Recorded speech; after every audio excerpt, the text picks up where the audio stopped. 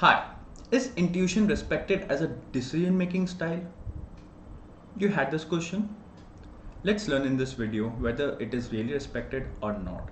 Hi, I'm Abhimanyu Datta, an elder son, an elder brother, fiance to a superwoman, an MBA turned into logistics entrepreneur, and now profit scale up coach. I've been published by a leading English newspaper. I have trained over 200 entrepreneurs in a special Government of India training program.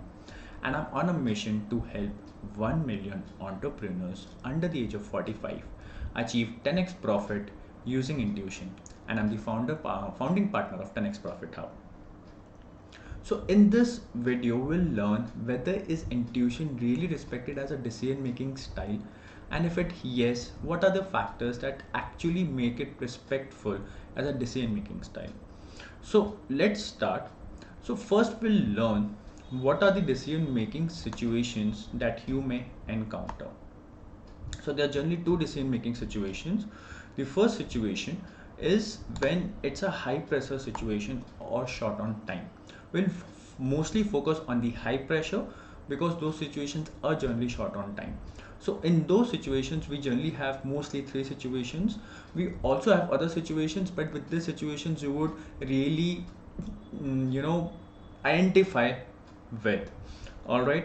Okay, now before we start and before I really delve into this video, I really want you to ask that please take notebook and pen, take lots of notes, and comment I am ready if you're watching on YouTube, Facebook, Twitter, or LinkedIn. All right. So the high pressure situation or short on time where you have to make such decisions. The first situation is a business decisions.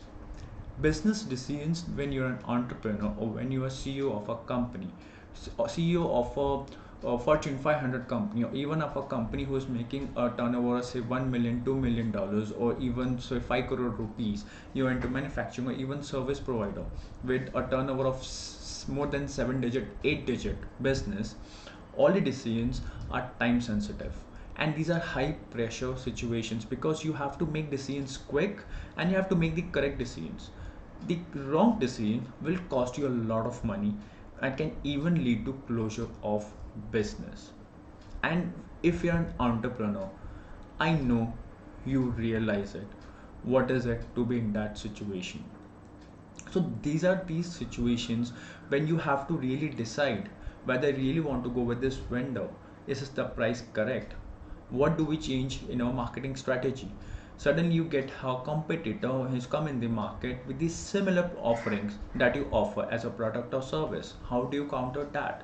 How do you counter the changing rules, the changing environment, and there's so many other factors. So all these decisions are high pressure situations, and these are generally short on time. You have to be really quick while taking decisions. The other situation where where there's a lot of pressure and you're really short on time are the medical emergencies. So if you're a doctor and if you are in the medical field of any kind and where you have been called in an emergency, you really would know what I'm speaking about. Even if you have watched movies or web shows, and if you have seen scenes where doctors are called in an emergency, you realize that every second is so important. Every second lost is an opportunity lost to save that human being. So medical emergencies are really high pressure situations where they're really short on time and you have to take decisions very quickly. The third high pressure situations or where people are short on time are the security forces.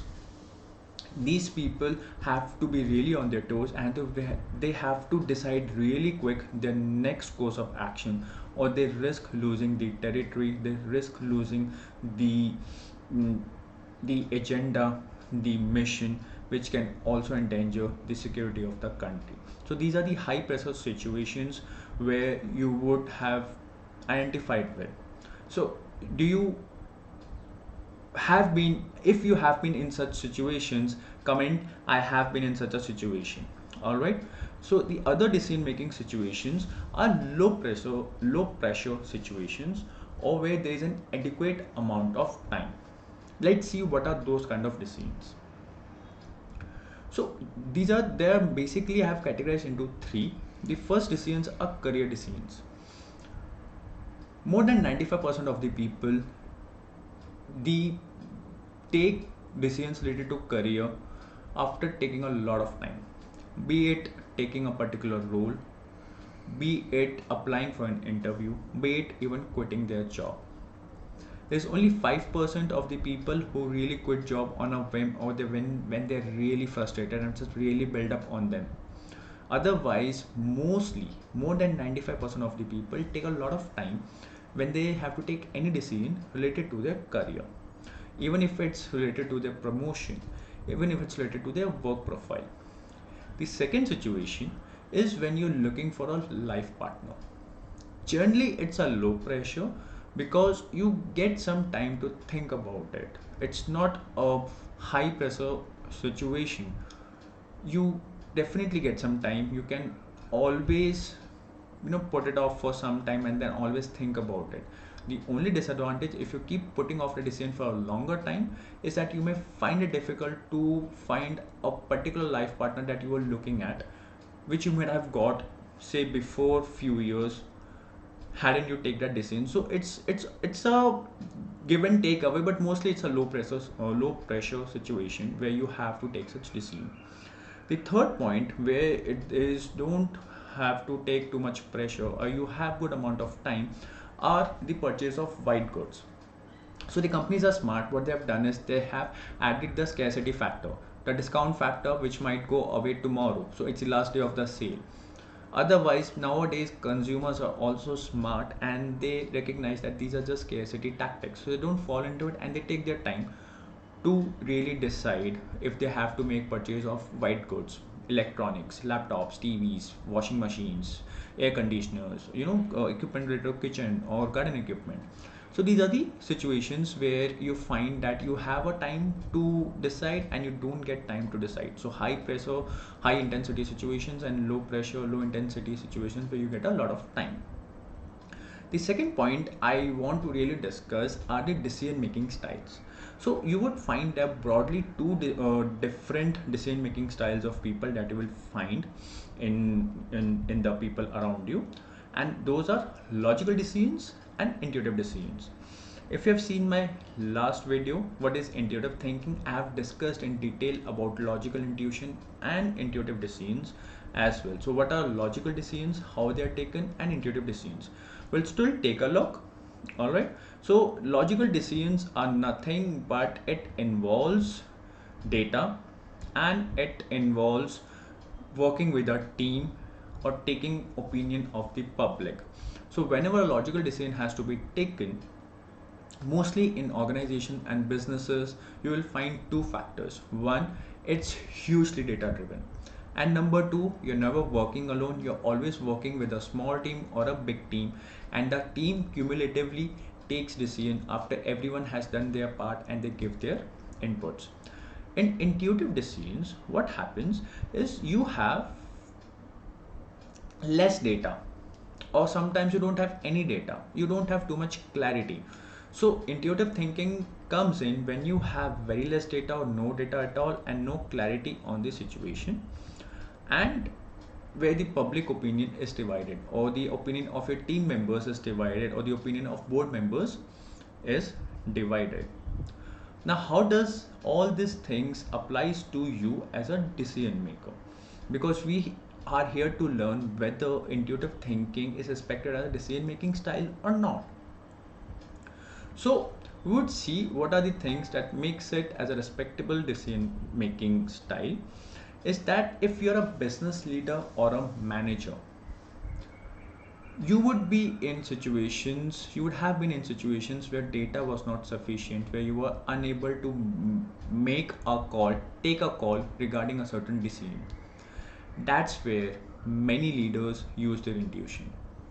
And it's a known fact worldwide that all the visionaries, all the inventors, all big business leaders like Jeff Bezos, your Mark Zuckerberg, Steve Jobs, Dhirubhai Ambani, Mukesh Ambani, Ratan Tata, or even other big businessmen, they have been using their intuition for a long, long period of time to make strategic decisions.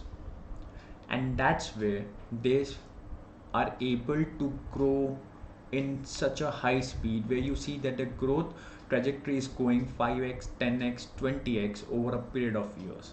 It's all because of intuitive thinking. If you're an entrepreneur, if you're a small time entrepreneur, if you're an entrepreneur who has a turnover of say 6 digit, 7 digit, or even 8 digit, intuitive thinking will definitely help you, because I know you have been in situations where there was no data at all. You had no one to talk to or get some input. Even if you had some input, that was a vague input where you couldn't rely on it 100%.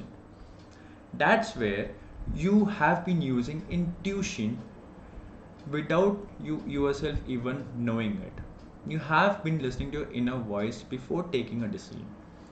Now, if you become aware of your intuition and you start taking decisions by being more aware of your intuition, imagine the kind of profits that can give you. Are you mind blown? Comment mind blown. And lastly, people always think in the terms of risk reward. Whenever we take any decision, we always see what's the risk and what's the reward involved and what's the ratio.